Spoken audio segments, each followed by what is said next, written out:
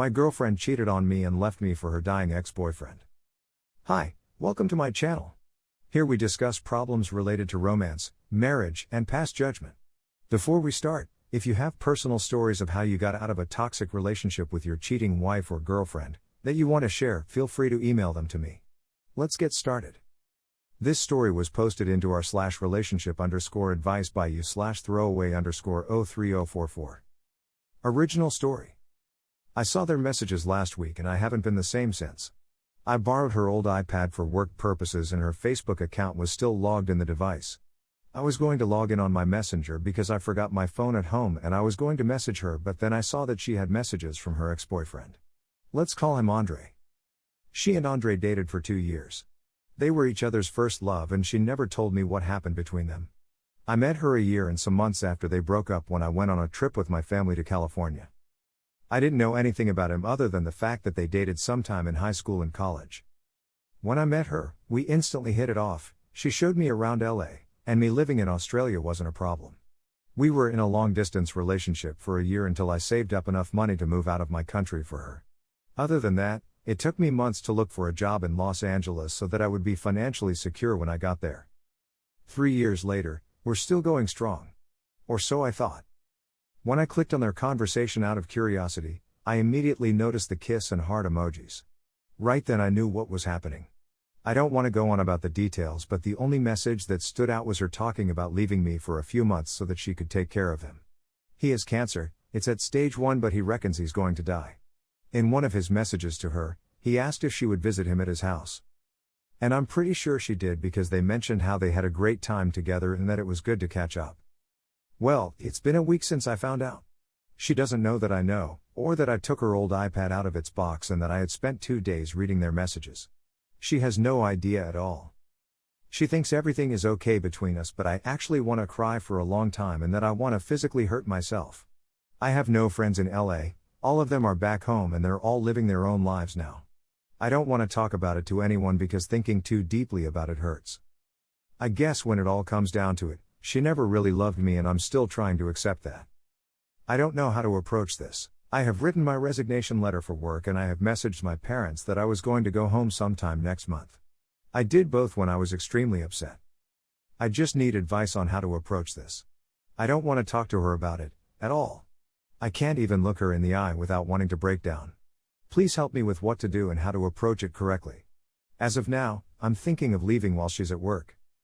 Update. I finally talked to my girlfriend about it and unfortunately, she is now my ex-girlfriend.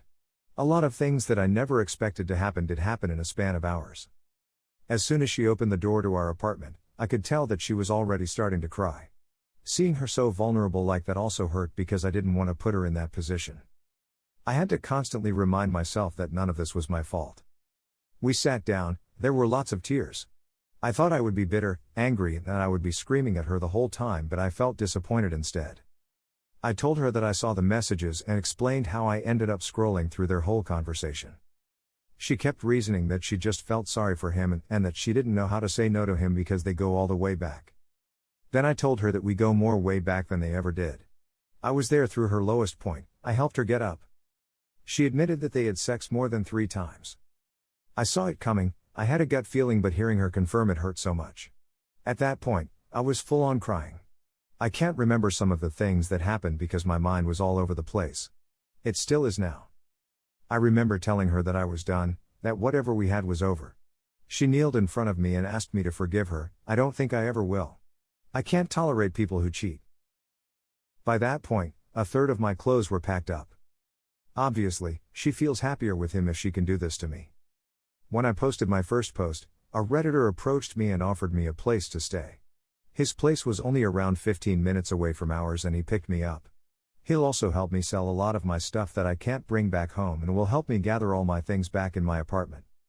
We both agreed that I don't mention him in this post. I'm glad that I really opened up to this community instead of keeping it to myself. Thank you to everyone who also offered me a place. It's almost 3 a.m, I'm heartbroken as ever, but I'm trying my best.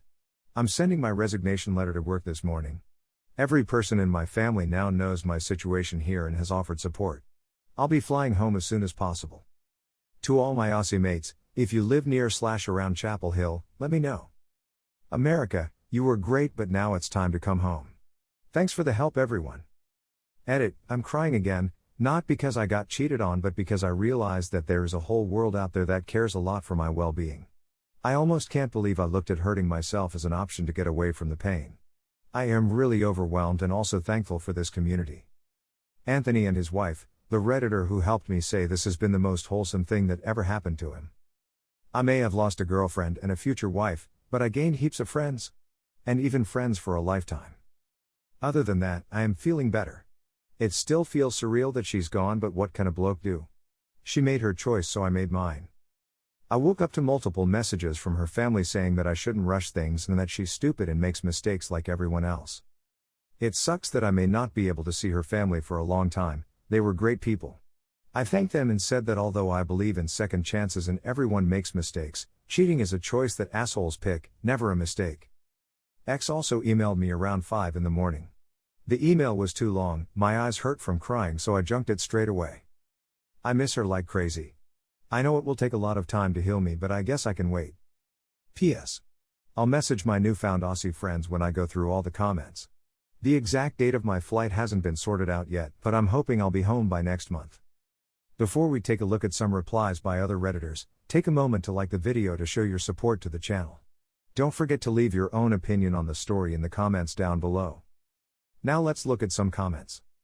Stressed About Thoughts wrote, "Wow, props to that Redditor. He's a real one and I hope you can heal from everything that's happened. Best of luck." Torix wrote, "If you mean Chapel Hill in Briss then hit me up.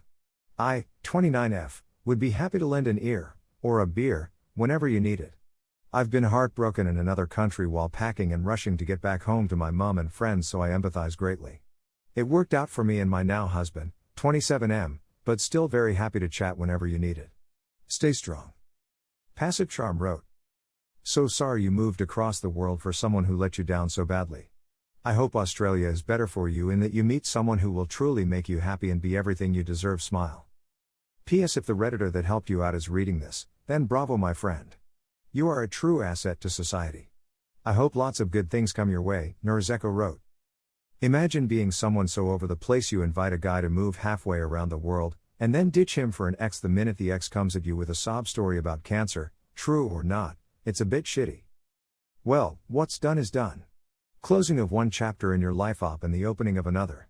At least you'll be able to catch up with your mates and get a taste of home. Sorry about your ex, but you sound like a good guy with a decent head on your shoulders, so this random Redditor reckons you'll be fine. Good luck." If you liked the video, subscribe to the channel to see more videos like this. Hit the notification bell to make sure you never miss an upload.